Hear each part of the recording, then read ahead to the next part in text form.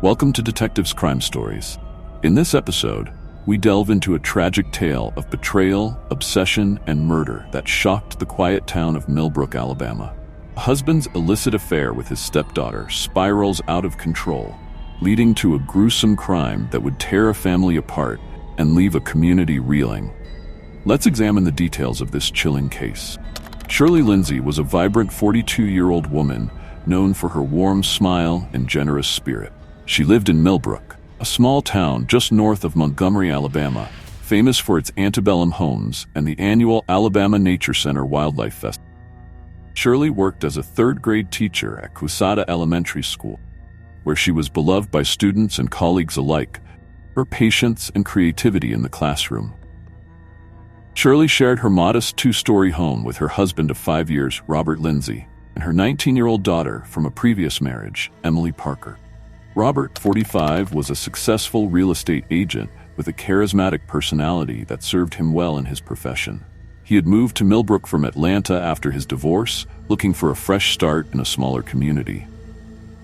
Shirley and Robert met at a local church fundraiser and quickly fell in love, marrying after a whirlwind romance.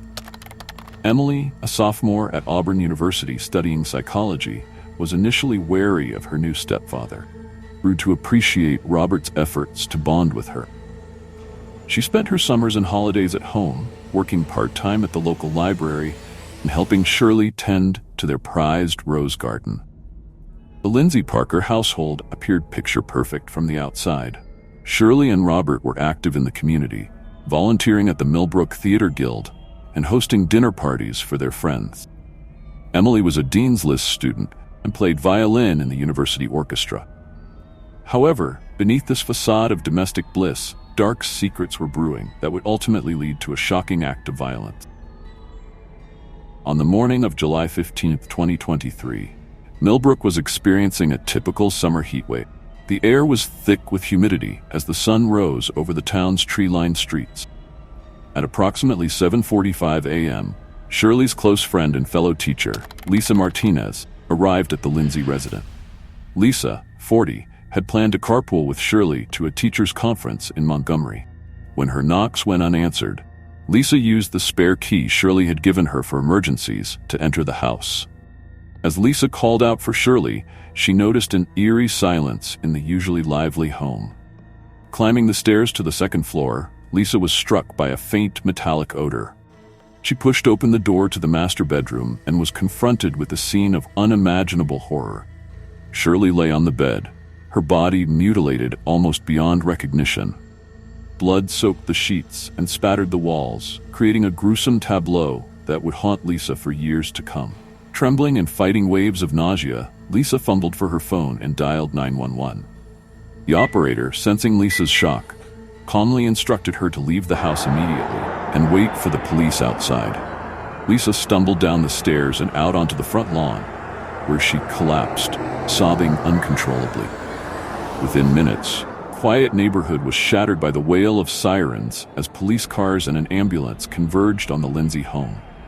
Curious neighbors emerged from their houses, whispering amongst themselves as they watched the unfolding scene with a mix of fear and morbid fascination.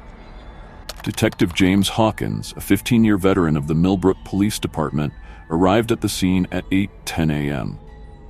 38, Hawkins had seen his fair share of violent crimes, but nothing could have prepared him for the brutality that awaited him in the Lindsay bedroom. As he surveyed the crime scene, his partner, Detective Maria Cortez, 33, interviewed a still-shaken Lisa Martinez on the front lawn. Inside the house, forensic technicians worked methodically, photographing and collecting evidence. They noted signs of a violent struggle: overturned furniture, shattered picture frames, and a blood trail leading from the bedroom to the ensuite bathroom. The murder weapon, a heavy crystal vase from the living room, was found on the bedroom floor, covered in blood and hair. As news of the murder spread, the town of Millbrook was plunged into a state of shock and fear. Shirley Lindsay had been a beloved figure in the community, and the violent nature of her death sent ripples of anxiety through the normally peaceful town. Local news stations, including WSFA 12 News and the Montgomery Advertiser, descended on Millbrook. their vans lining the streets as reporters sought comments from neighbors and law enforcement. Detective Hawkins' first priority was to locate Robert Lindsay and Emily Parker. Neither had been present at the house when Shirley's body was discovered, and their whereabouts were unknown. Hawkins issued a bolo, "Be on the lookout," for Robert's silver Lexus SUV and Emily's red Honda Civic. As the investigation progressed, Detectives Hawkins and Cortez began to piece together a timeline of the events leading up to Shirley's murder. They learned from Lisa Martinez that Shirley had seemed distracted and upset in the days before her death. Shirley had confided in Lisa that she suspected Robert might be having an affair, but she hadn't elaborated further. The detectives also interviewed Shirley's colleagues at Cosada Elementary School. Many of them noted that Shirley had appeared stressed and withdrawn in recent weeks, a marked change from her usually upbeat demeanor. One coworker, Janet Simmons, 50, recalled overhearing a heated phone conversation Shirley had in the teacher's lounge 2 days before her death. According to Janet, Shirley had been pleading with someone to end this before it destroys us all. As the first day of the investigation drew to a close, there was still no sign of Robert or Emily. Detective Hawkins, troubled by their conspicuous absence, began to suspect that their disappearance might be more than mere coincidence. He ordered a deeper dive into the family's background, financial records, and social media accounts. The following morning, July 16th, brought a breakthrough in the case. A state trooper spotted Robert's Lexus SUV at a rest stop along I-85, about 50 miles outside of Montgomery. When officers approached the vehicle, they found Robert slumped over the steering wheel, barely conscious. Empty pill bottles and a half-empty bottle of whiskey littered the passenger seat. Robert was rushed to the nearest hospital, where doctors worked to counteract what appeared to be a suicide attempt. As Robert fought for his life in the ICU, Detective Cortez led a team to search the SUV. In the trunk, they discovered a suitcase hastily packed with clothes and a large envelope containing several $1,000s in cash. More disturbingly, they also found a small notebook filled with rambling, often incoherent entries in Robert's handwriting. Back in Millbrook, Detective Hawkins received the results of the preliminary forensic analysis. The blood found at the crime scene was confirmed to be Shirley's, and fingerprints on the murder weapon matched Robert's. However, a second set of prints on the vase couldn't be immediately identified. With Robert in the hospital and Emily still missing, the detectives turned their attention to the family's digital footprint. Tech specialists combed through their computers and phones, uncovering a web of deceit that would shock even the most seasoned investigators. Hidden in a password-protected folder on Robert's laptop were hundreds of explicit photos and videos featuring Robert and Emily engaged in sexual acts. The timestamps on the files indicated that the affair had been going on for at least 2 years, starting shortly after Emily's 17th birthday. Emails and text messages between Robert and Emily revealed a relationship that had spiraled from initial flirtation into a full-blown obsession. As Detective Hawkins read through the messages, a disturbing picture emerged. Robert had become increasingly possessive of Emily, threatening to reveal their affair to Shirley if Emily tried to end things. Emily, torn between guilt and fear, had recently begun pushing back against Robert's control, expressing a desire to confess everything to her mother. The notebook found in Robert's car provided further insight into his deteriorating mental state. The entries became increasingly paranoid and violent in the days leading up to Shirley's murder. Final entry, dated the night before Shirley's death, read, "She knows. She'll take Emily away. I can't let that happen. This ends tonight." Armed with this new information, Detective Hawkins rushed to the hospital where Robert was recovering. As he entered the room, he found Robert awake and lucid, staring blankly at the ceiling. When confronted with the evidence of his affair with Emily, Robert broke down, confessing to Shirley's murder in a torrent of words. Robert revealed that Shirley had indeed discovered the affair. She had found one of Emily's notebooks, which contained details of her relationship with Robert. Enraged and heartbroken, Shirley had confronted Robert on the night of July 14th. The argument quickly escalated, with Shirley threatening to go to the police and have Robert arrested for statutory rape. In a blind panic, Robert had grabbed the crystal vase and struck Shirley repeatedly. As she lay dying, Emily had walked in on the horrific scene. According to Robert, Emily had fled the house in terror. He had been unable to find her since. With Robert's confession secured, the focus of the investigation shifted to locating Emily. Detective Cortez coordinated with law enforcement agencies across the state, and Emily's description was broadcast on local and national news outlets. 3 days after Shirley's murder, on July 18th, Emily Parker was found in a motel on the outskirts of Birmingham. She was dehydrated and disoriented, but otherwise unharmed. When questioned by Detective Cortez, Emily corroborated much of Robert's story, filling in the gaps with her own agonizing account, the events leading up to her mother's death. Emily revealed that her relationship with Robert had begun innocently enough.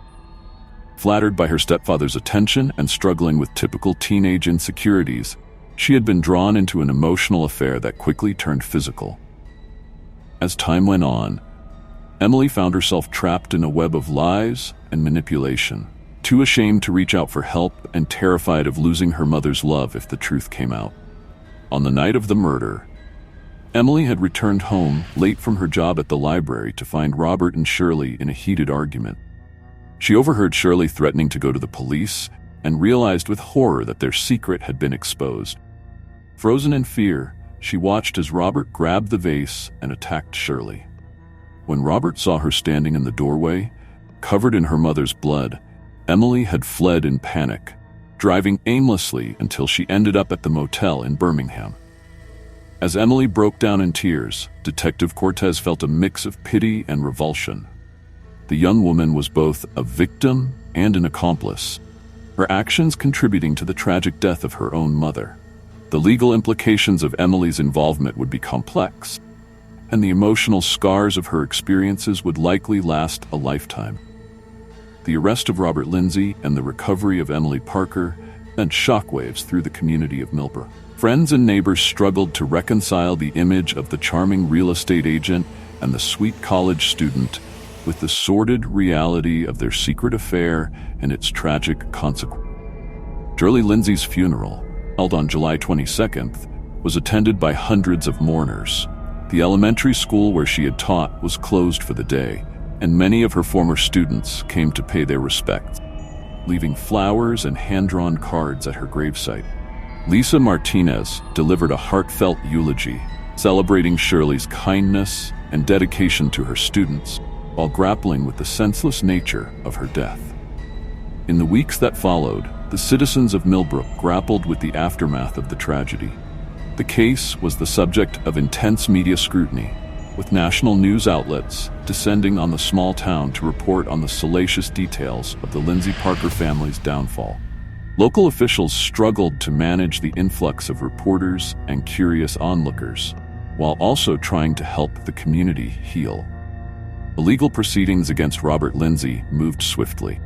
Faced with overwhelming evidence, including his own confession, Robert pleaded guilty to first-degree murder to avoid the death penalty. On September 5, 2023, he was sentenced to life in prison without the possibility of parole. As he was led from the courtroom, Robert showed no emotion, his once charismatic demeanor replaced by a vacant stare. Emily Parker's case proved more complicated. While she had not directly participated in her mother's murder, her long-term sexual relationship with Robert, which had begun when she was a minor, and her failure to report the crime raised difficult legal and ethical questions. After much deliberation, the district attorney's office decided to charge Emily with accessory after the fact and statutory rape. Emily's trial, which began on November 12, 2023, was a media sensation. Prosecution painted her as a willing participant in the affair who had chosen her stepfather over her mother. Emily's defense team, led by prominent attorney Samantha Reeves, argued that she was a victim of long-term sexual abuse and manipulation by Robert, and that her actions were driven by fear and trauma. The trial lasted for 3 weeks, during which Emily took the stand to testify about her relationship with Robert and the events surrounding her mother's death. Her emotional testimony, detailing years of grooming and psychological abuse, swayed many observers. However, The fact remained that she had kept the affair secret and fled the scene of the crime, rather than calling for help. On December 5, 2023, the jury returned a mixed verdict. Emily was found guilty of accessory after the fact, but acquitted of the statutory rape charge. The judge, taking into account the complex circumstances of the case, sentenced Emily to 5 years in prison with the possibility of parole after 2 years, as well as mandatory counseling. As Emily was led from the courtroom, her eyes met those of her maternal grandmother, Margaret Wilson, who had been a constant presence throughout the trial. The elderly woman's face was a mask of grief and confusion, embodying the conflicted emotions felt by many who had followed the case. The aftermath of the Lindsay Parker case left an indelible mark on the town of Millbrook. The elementary school where Shirley had taught established a scholarship in her name, awarded annually to a student pursuing a career in education. The local government increased funding for domestic violence awareness programs and youth counseling services, hoping to prevent similar tragedies in the future.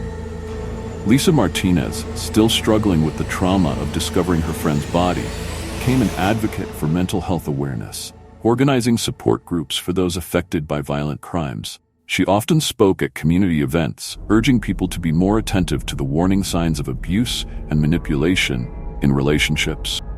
Robert Lindsay's ex-wife, Karen, broke her silence 6 months after the murder, giving an exclusive interview to the Montgomery Advertiser.